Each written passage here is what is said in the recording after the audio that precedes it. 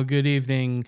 It's another episode of Home Theater United, episode 42. I'm Sam Poston, and tonight I am joined by my esteemed guest, Bryan Storkel.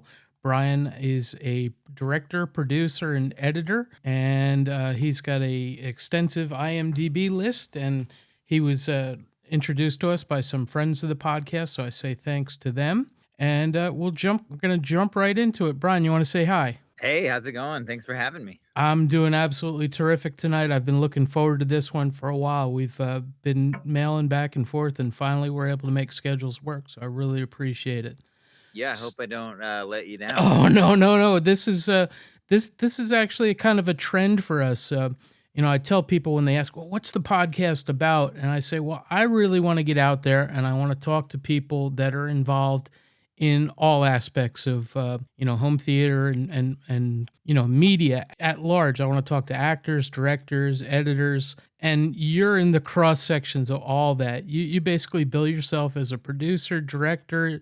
I see you've got editing credits on everything you've done. How do you juggle so many hats? Yeah, honestly, the more you kind of have experience in different specific roles, the better it makes you at other positions, I feel. So for me, having experience as an editor makes me a better director. Being able to operate a camera and knowing how to, be a cinematographer on certain projects makes me a better director as well. So like I don't, typically now I'm mostly directing or doing, producing, but I understand all those roles. So I'll still sometimes be one of the editors on a project, but most of the time now there isn't as much juggling, and I have specific people that are usually hire people that are better than me, better editors or better cinematographers, Oh, or to handle those specific roles, and then I just jump in and help out a little here and there because it's still sometimes fun to get in there and just do the actual work yourself. absolutely. Are you doing some of the writing on those as well? Yeah, I mean, and with documentaries, a lot of times there's a bit of writing that happens up front. We mostly do documentaries, and we'll write an outline or a script of what we think the film will be based on the story as we know it already. But Mm-hmm. then you discover all sorts of things as you go, and so then a lot of the writing happens afterwards when you're actually in the edit and you're trying to figure out how to make things work, and you're doing a lot of writing and during the post-production phase during the edit. Yeah, and I'm actually going to skip questions a little bit because I just had a chance to watch your latest production, PEZ Outlaw, which just landed on Netflix this week. It's Oh, also great. Yeah. it's Yeah. also Right available. on. It's also available to buy on all major stores, iTunes, and all that. But I absolutely loved it. I thought it was filmed beautifully, and I mean that both visually as well as the thing has a ton of heart. Um, I Thank know you. you're big into documentaries. You've seen Three Identical Strangers. Yes, yes. I felt like this was a combination of Three Identical Strangers mixed a little bit with like Tiger King.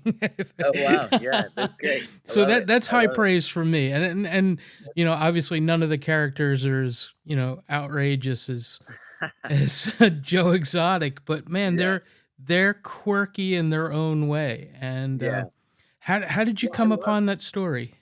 right. I love quirky characters. So I think we were always, we're always looking for those types of stories. And specifically this one, we were in the middle of, pandemic and just wanted to find something fun. So, Hmm. when we heard about Steve and his story, we just went right to him on Facebook and started talking to him, and started, kind of an online conversation that then turned into phone calls, and he was eager to make a film. So I think we kind of started out saying we need to find something like this that fits a certain set of criteria, and that's the next project we want to make. And then he kind of just fit all the pieces perfectly. Well, our listeners know that I love documentaries, and I'm probably on a track of at least one a month, and so I heartily recommend this one. I use the word heart there because I mean the again, I love quirky characters too, and I love the recreations that you did from the 80s and 90s. And I think that it was just a terrific story, well told. So kudos on that. Yeah, thanks a lot. Um, Yeah, we're excited. It's finally like it's taken, you always spend like a year or two on these mhm. things. Um, and then, it had a little soft launch a couple months ago, and then now it's kind of being on Netflix now, starting to catch on, and that's where, the most people can see it. So there's gonna, there's I noticed today, it just this morning popped into the top 10 movies Oh, on Netflix. that's So awesome. Congrats, top man. That's 10 in the great. US, which means, and I was looking at it again, I was like, okay, so number 5 is like, we're number 6. Number 5 is Glass Onion, which is, the Knives Out sequel. And then the rest of them above us aren't even documentaries. So I can Yeah. currently say, as we sit here today, that we're the number one documentary on Netflix right now. Well, So that's well deserved. it's exciting. You had mentioned the pandemic. This was a pandemic production. Can you talk about how that played into things? It was middle of the year. I think we started, went out to visit Steve in the summer of 2020. Finally, when it was, we waited for a moment where it was somewhat safe enough to get out there and met up with him. And, once we met him in person and met his wife and his family, we just realized that we had to make this movie. And then as we went through production, we got lucky on a few things with, as far as COVID goes, with, uh, there was 2 trips that we made to Austria for this film because Mhm. part of the story takes place in Europe. Um, and we ended up, the first trip we went over there, I'm not going to give the exact dates because I'm going to forget them and mess it up right now. But the first trip we went over there, they hadn't had a wave of COVID hit yet. So everything Okay. was shut down here, but we got over there and everything was just open and great. And we got our first filming trip in. Then things hit over there, and then they kind of opened up just in time when we needed to go back again. So it was playing, it was a little tough at times, but we have a small crew, and we were flexible about when we could film, and we, started editing, and then just when there was breaks in, when the numbers were low and it was safe to travel, we'd go travel and film some more, and then we'd come back and we'd be editing when, things would shut down again. So it's kind of the perfect project, and it was independently done too. So we weren't answering to any big studios or anything that were telling us what we could or couldn't do about, even with when it came to COVID. Of course, we were being safe, but it wasn't like our sending 2 to 5 people on a trip wasn't as complicated as if we had been on a bigger production. Sure. So for those who haven't seen it, you got like a 30-second elevator pitch on what it's all about? Yeah, totally. The PEZ Outlaw. Yeah. It is a story of a man who, in the '90s, went to Eastern Europe and found these rare PEZ dispensers and started smuggling them back into the U.S. And he made millions of dollars doing it, and was, kind of became rich off of it until his arch nemesis, who calls himself the President, who Mhm. runs PEZ USA, decided to try to take him down. So there's a bit of cat and mouse, and you got to watch it to see what happens in the end. But it's kind of a spy adventure Yeah. comedy documentary. You got a little heist type elements, and you've Yeah. got, it's just a lot of fun because he basically thinks he's, it's as if he's smuggling drugs or some sort of, really rare Yep. merchandise, but it's completely ironic because it's just Pez candy dispensers. Yeah, it almost had like a flavor of like War Dogs or Lords of War or something like that. Mm. You had that industrial espionage, and the stakes were high, and being Yeah, tracked and I stuff think like it's that. fun because it's the stakes are always were always high in his head, and you kind of Mhm. question, throughout the film whether they really are high or not. And Yeah. and he, he's reading these Tom Clancy books, and he's basically living in this Tom Clancy, adventure of his own. But some of the stuff, is created, and some of the stuff is real, and you have Sure. to figure out as an audience what things are real and what aren't. And the people that surrounded him in this story are quirky and insightful at the same time. That they're like, oh yeah, this really did happen, and he didn't know it, but yeah. And I thought that was super cool that you tied that all together. You had some, I think you even had some visual effects in there, and you had some, great recreations in the Tom Clancy stuff. I thought that was really cool from coming from a documentary perspective. Thanks a So lot. so Yeah. really cool Part of on it that. was also that just we wanted to make something that we could have fun making. Hmm. And I think some of our other film, like one of our last films was a little darker, and this, like, especially during times where things were tough personally, and with most people in the world, like we were just like, okay, we need something that we can, where our work can be fun for a bit. Yeah. So, not that it isn't fun, it's usually fun, but we were like, let's make it extra fun. And so our goal from day one was just like, if we're, not having fun making this, then the audience isn't going to have fun watching it. So we need to like make sure that everything we do, that we're, laughing and having fun with it. Yeah, well, mission accomplished on that, man. Because Thanks. I like I said, I get into the serious documentaries, but I like a fun one too, and this really hit that bill. So have you taken it to festivals or anything like that? Yeah, we've played, I think, probably about 40 festivals. I think Wow, we've won 13 or so, awesome. 14 awards maybe. It's done really well, audience awards and jury awards, and it went March of last year. It was at South by Southwest as its Okay, premiere, and then nice. it played festivals from March until like November or something. Hmm. Um, so yeah, it was a lot of fun. It's always great to show a film, in a theater and with Hmm. an audience. I mean, of course, seeing it on the theater screen is great, but like hearing the audience respond, we don't always get that this day and age. A lot of times, you release something into the streaming abyss, and Yeah. you sometimes don't know, you know, um, how well people enjoyed it or not. You get a few notes here and there, but you're like, yeah, it's out, and it just feels kind of anticlimactic. So Yeah. sitting with an audience, in a theater is great. I love that, watching personally watching movies as well. I watch way more movies in a theater than at home, but I don't have a good home theater setup. So Oh, okay. Well, we'll talk about that in just a little bit. But yeah, I'm going to say you don't know this about me, but we call ourselves Home Theater United, and we're based at a home theater forum. yeah, But the vast majority of us love the theatrical experience too. yeah, And yeah. so I'm an A-list member, and I'm seeing at least one movie a week based on Gotta that. love that A list. Yes, Oh, it's the best. It really I is. always, when I was younger, I always like was like, my dream in life someday is to have like a membership to a theater where I can just see all the movies I wanted. Like I always Yeah. would say that. I'd say that to my wife. Like it's like that would be the fantasy, is to just have this card that would just let you in just like anywhere, and then it came true.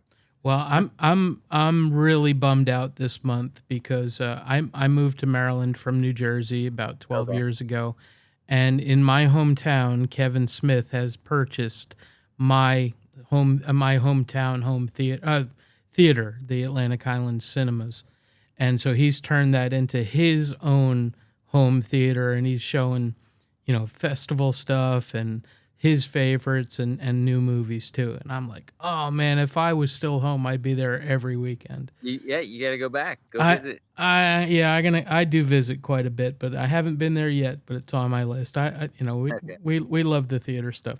So tell me how did you get into documentary making? How did you fall into it? Did you start with shorts, or how did you Yeah. come to that? I think I was always into photography, from, at least from high school days. I liked movies, but I wasn't as into them. I think as a kid, I didn't have a TV in my house. Oh, okay. So when I got to, and we definitely, when I got to like high school, we got a TV that was only allowed to be, we could only watch it maybe once a week on a Friday night or something. Okay. But then when I moved away, of course, to college, the first thing I got was a Yeah. big TV and surround sound system for my dorm room, and like it was just, it was like it was something I'd always wanted, and kind of had been a thing where in the past we could rent it, VCR and movies on my birthday or something. So like I got to college and I was just like, that was the very first thing I did, go get that system. And, everybody on the floor would come hang out in our dorm room because we had the best setup, and I bought all the DVDs and all the, everything. Um, Nice. but so I liked watching them, and then got into college and did some media. Got a degree in multimedia in Mm-hmm. general, but I still wasn't into documentaries until I went to the South by Southwest Film Festival in Austin, Texas, and Ah, okay. started going there and watching these documentaries and realized that they could be fun. Like I think my Yeah. only image of documentary was the old school, more educational documentary, and started watching films that were entertaining and had these unusual characters where it was just kind of like a day in the life of these people that there was a movie called like Home Movie that from Chris Smith, who also did American Movie. It was Mm-hmm. about these like 5 or 6 people that lived in these different unique types of homes. Like one woman lived in a tree, and one man lived in like a Oh, neat. missile silo, and another guy lived in this robot house, and just these really fun documentaries that kind of inspired me. And I went to that festival for several years in a row and just got into, and started loving watching documentaries before, the documentary boom. I think this was like probably 2002, Okay. 2001, 2002 when I started going there. And I went for maybe 5 years in a row. And then just decided, we moved out to LA, and I got out here and started working on a documentary. And our first one was in 2007. But it came from just a love of watching them. Like I was a fan of watching them before I ever, had made one. Gotcha. Can you tell our listeners the name of your company and what the origin of that Yeah. is? Yeah. Our company is called SideStilt. SideStilt. It comes from a Norwegian word. My wife is Norwegian. Ah, The okay. Norwegian word would be sidestilte. I hope I'm not butchering it, but it means to juxtapose. And like a Okay. lot of other things in our work are things that kind of don't go together.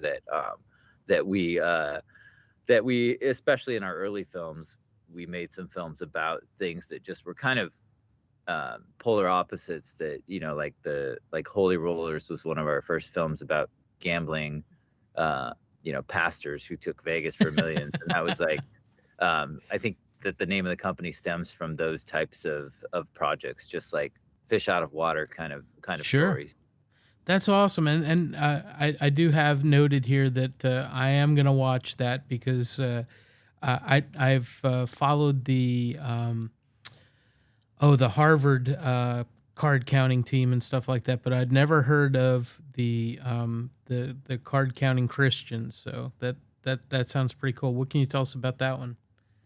Yeah, it was a friend of mine who started this team, and we ended up joining the blackjack team ourselves, and then also making a documentary about it at the same time. But it was a group of people who came from the church world, where gambling was kind of a no-no, like a big very looked down upon Hmm. by most of the people, by their families and such. And they decided, there's not anything really wrong with this according to their beliefs. It's just something that traditionally had been looked down upon, and they basically decided to start this blackjack team and trained other people to count cards, and they bankrolled the team, had investors, and just went to Vegas and went at it.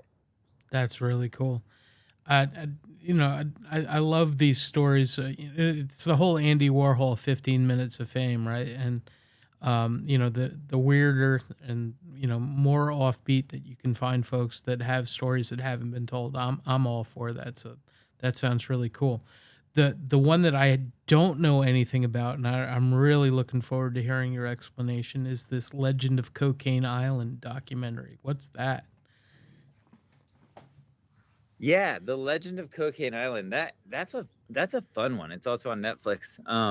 And I produced that, and my buddy Theo Love directed it. And that was about this man in Florida, as which is the way a lot of good Yeah, documentaries start. Florida man, right? Yeah, he basically heard this story about this buried treasure on an island in Puerto Rico. $2 million worth of treasure. And he decided, it was a campfire tale, but he decided that he was gonna go investigate and find out if this story was real. And he got a treasure map and went down there and went to search for this $2 million of buried cocaine, actually. Hmm. Um, and then he was, the plan is to bring it back into the United States and make some money and help take care of his family. Um, and it becomes a pretty wild adventure and has several big twists and turns that I don't want to give away. But Sure. Yeah. Yeah. it's similar to the PEZ movie, and in the way that the main subject of the film, he also acts and plays himself as an actor Hmm. in the recreations. Um, Okay.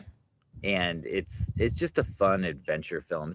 It's a treasure hunt film, which is, who doesn't want to have fun hunting for treasure? Oh, I mean, I'm all for that. I know that my parents were, involved in watching that Snake Island treasure hunt thing, and they were, every time I went to their house, we were spending hours watching that. So it sounds like it's right up that alley.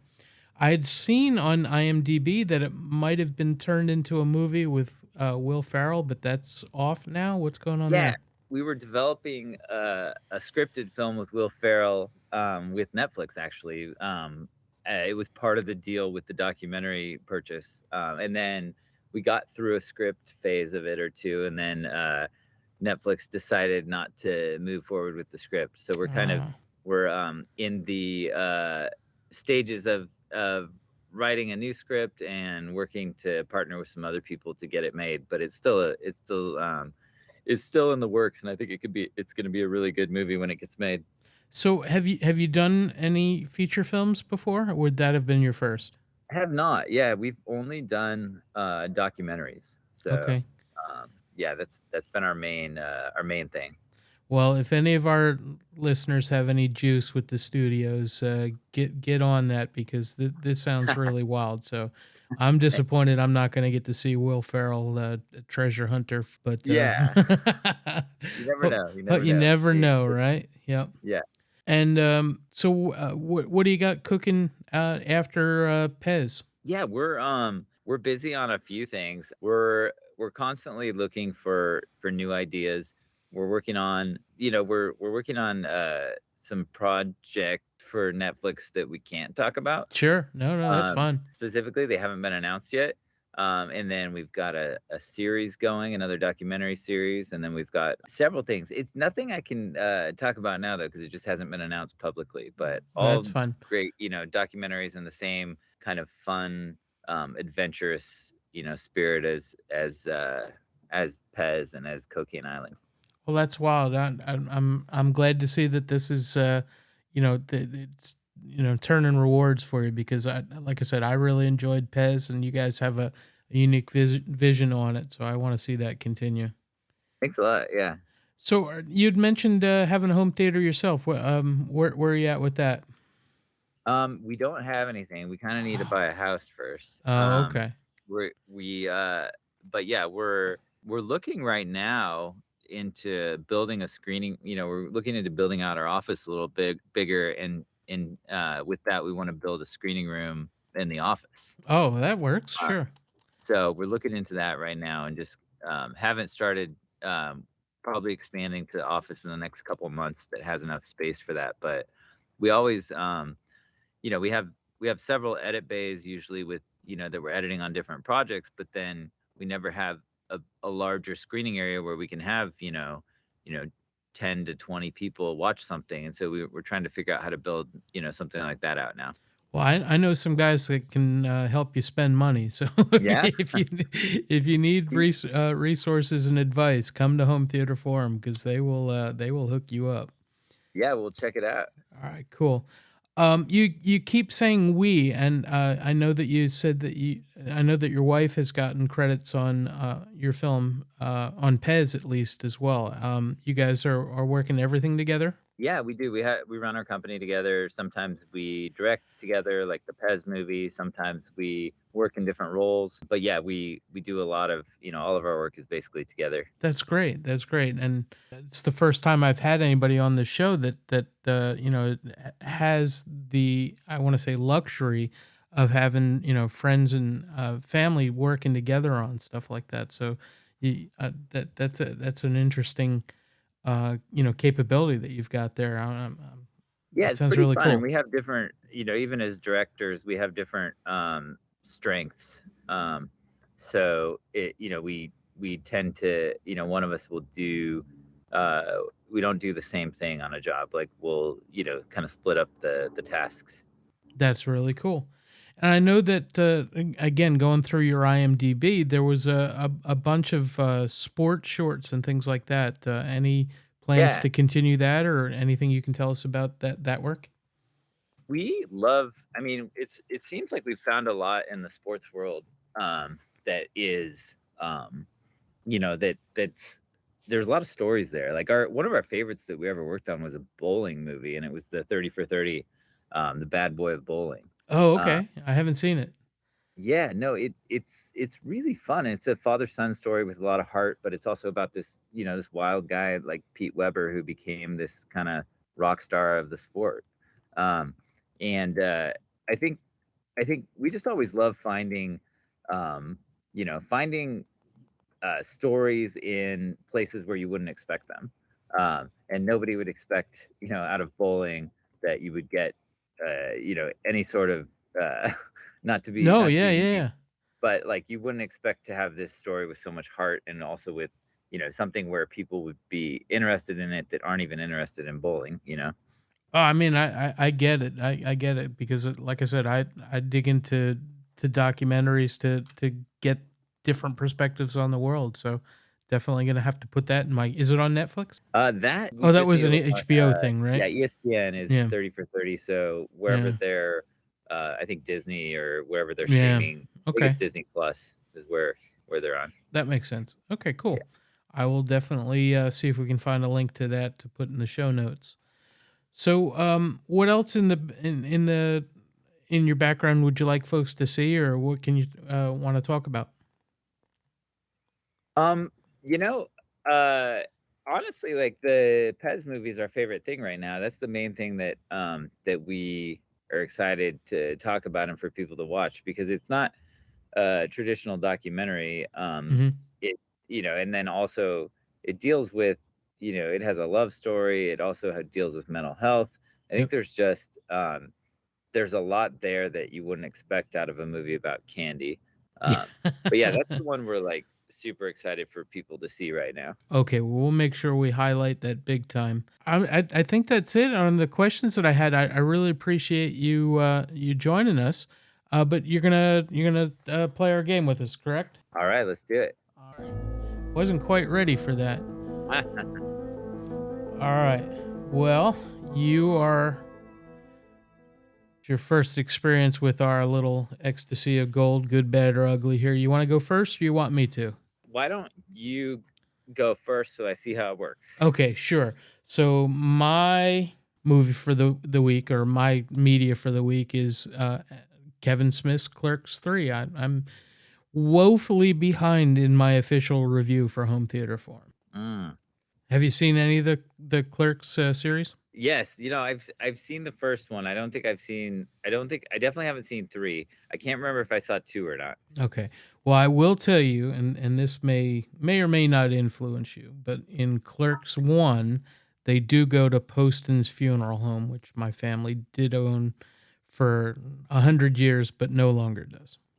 Oh wow, so you've got a personal connection. Oh So man, I've got personal I connections all over the film, so yeah. so I'm supposed to guess what your experience was like, if it Yes, was good did or did bad. I did I judge Clerks 3 to be good, bad, or ugly? I think you probably thought it was ugly. I just can't see how a third film of that would be something that you would, I feel like the expectations would be too high after waiting so long, Mhm. and that, especially with your personal ties and how much it probably means to you. The first one, Yep. you most likely had a negative experience because it could never live up to what you would have wanted. That is a dead on assessment going in, but 100% wrong coming out. Wow! I Wow! I I Okay. I liked it. I wouldn't say it's a great film, but they take the characters that we know and love for the last 30 years, and they sidetrack him a little bit with, life intervenes, some health issues and things like that that help the characters better understand who they are and what their lives were about. And a little bit of, that plays out with the community around them too. And so again, I know some of the people involved in the production and things like that, and Home Theater Forum's got a couple connections to that as well. So I thought this film had way more heart than it needed, that it had any right to have, and I attribute that to Smith's own health issues, and he famously has lost a lot of weight, and Yeah. become way more cognizant of his own mortality. And as somebody with a brain tumor, I live that every day. So Wow. Yeah. Wow. so I definitely thought it was way better than expected. Yeah. Okay. No, So that's great. so tell Have to check me it out. the title of your film media show. What do we got? Yeah. So I just finished watching the 6th episode of Paul T. Goldman on Peacock. Okay, so I do not have Peacock. They've got something big new coming out that I was tempted to get a subscription. I forget what it was, but I have never heard of this show. Can you tell me at least Okay. who's in it? It is a documentary series. Okay, about somebody named Paul T. Goldman. Possibly. Okay, and you're gonna really stretch me on this one. So I know What more you. information do you want Okay, to know who the no, no, director no, was and what no. they directed? You want to know who the director was and what they maybe directed before? Sure, let's go there. That's hint Okay. enough, I think. So the director is Jason Woliner, Mhm. and he also directed Borat's subsequent movie film. Oh, interesting. Okay. Wow. I can't imagine that you thought that you made it to episode 6, so I can't imagine you thought this was anything other than good. Yeah, I mean that's a giveaway, I guess, Yeah. if I got 6. So, what do you like about it, and who's and what's the background? Yeah, so it's about this guy who starts telling you his story of his ex-wife and a kind of an elaborate crime ring that she was involved in. Um, and he's a very eccentric subject. Mhm. He very much loves that his story is being told. And he takes you on this journey that you don't know what is real and what to believe and what not to believe. I think the first episode I started asking myself, like, is this guy even real? And I had to like do some Like some some internet, googling. yeah, to figure out like, is this even a documentary or Mm. what? Like I didn't know, but he's writing. He wrote this book and then he wrote a screenplay, and so the documentary is kind of he's telling his story, but they're also filming his screenplay, and you're seeing the behind the scenes Oh, from the filming, and you're seeing the scenes. so I So it's mean, just it's pretty creative and pretty funny, and then kind of takes you in a different direction that you wouldn't expect, halfway through, and then by the end ends up in a really heartfelt place as well, which is great. But yeah, I highly recommend it. It's all, it's Peacock, but it's yeah, it was from Annapurna. okay. Um, so it's been something that they've been working on, I think, for like 10 years or Okay. something. So definitely a little bit of the unreliable narrator there. A little bit of Exactly, which I love. yeah, for sure. All right. Well, so I think that's going to do that. Going to do it for this episode. I can say nothing but my extreme um admiration and thank you for joining me, but I really did enjoy PEZ Outlaw, and I recommend that all of our viewers give it a shot. And I am going to dig into your back catalog a little bit more, Bryan. So thank you very much for joining us on the show. Anything else you want to finish up with? That's it. Yeah, thank you so much for having me. All right. Well, this will be out either tonight or tomorrow, and hopefully we get some more folks on Home Theater Forum into the PEZ Outlaw Rodeo. Awesome. Thanks a lot. All right. Thank you very much. We'll see you all guys next time.